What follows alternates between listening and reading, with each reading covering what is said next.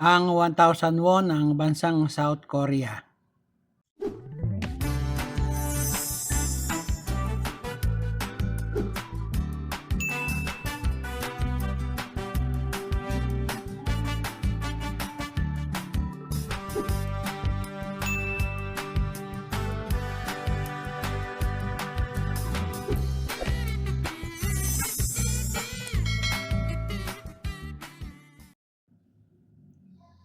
Isang magandang araw po sa inyong lahat, lalo na sa aking mga kabarya at kapwa kolektor.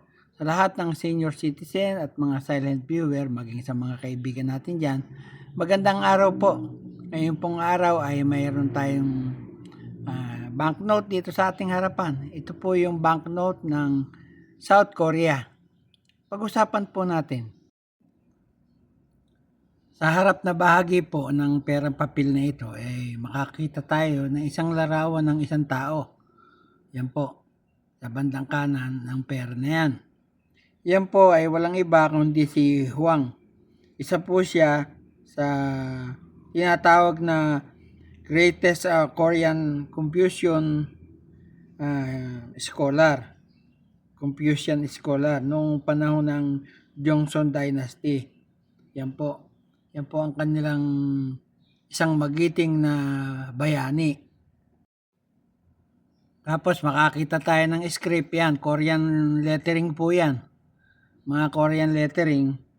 Kung ita-translate natin sa wikang English, ang ibig sabihin po niyan ay Korean banknote 1,000 won. Tsaka yung salitang Bank of Korea.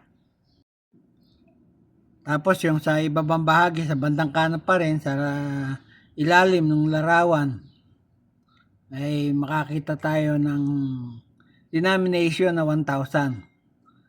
Tapos isusum ko para makita natin yung serial number. Yan po. Ang serial number po niyan ay 6965619. Sa likod na bahagi naman, ayan, nakita natin. Yun, the Bank of Korea. Tapos yung denomination, tatlong 1,000. 1,000 won, ayan po. Kung makikita ninyo. Saka yung isang pamayanan, ayan. Ito pong perang papel na ito ay galing sa South Korea. Inisyu po ng kanilang bangko. Yan, makikita ninyo. Noong pong 1983 hanggang 2007, yan pa po ang ginagamit nila. 1,001 po yan. Ang katumbas sa pera natin, 41 pesos. Yan. Ang komposisyon po niyan ay papel. May lapad po na 76 mm at haba na 151. Kaya yung hubog niya rectangular. May number po na N number 204236 at PIN number 47, yung kanyang reference number. Kung mapapansin nyo po sa likod nito ay may isa pang 1,000 won na magkatulad ng larawan. Kaya lang po magkaibang kulay sila. Yung isa ay kulay pinkish at yung isa ay bluish. Yan po. At magkaiba din po ng sukat. Ito pong kulay bluish na ito, yan ay ang lapad po niyan ay 68 mm. Tapos yung haba niya 136 mm. Papel din po ang komposisyon niyan, pero yung N number nila magkaiba.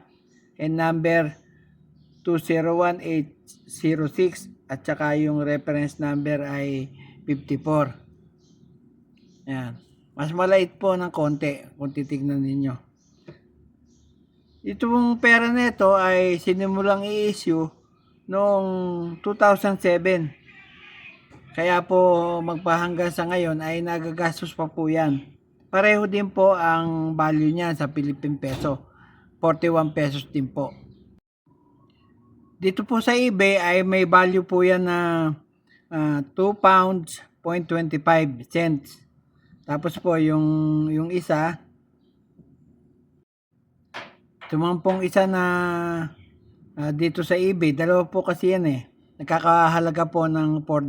Yung kulay bluish na ito, itong kulay bluish. Ito pong pinkish na ito, wala po akong makitang value. Ayan. Sa cat auction naman po, nagkaroon na ng pagbebenta ng ganyang klaseng bluish na 1,000 won. Yan po ay auction na 153, lahat 114. Naganap po noong March 22, 2025. Yan po, uncirculated po ang classification niya.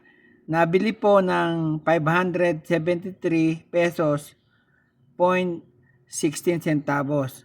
O kaya po, nagkakahalaga po ng 8 euro. Yan po. Ganyan po talaga ang halaga ng mga pera, lalo kung uncirculated. Yan. Kaya kung yung mga naitatabi yung pera ay malutong o uncirculated pa, maaari yung ibenta sa mas mataas na halaga. Katulad po nitong nangyari sa auction nito. Yan.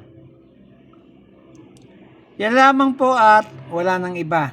At bago ako magwakas sa aking content ngayong araw, muli kong sinashoutout ang lahat ng aking kabarya. Lahat ng kapwa kolektor, lahat ng senior citizen, mga silent viewer at yung mga kaibigan natin dyan. Yung mga vlogger dito sa Pilipinas at vlogger sa ibang bansa na walang sawang sumusuporta sa aking channel. Maraming salamat po. At sa huli ay masabi kong mabuhay tayong lahat.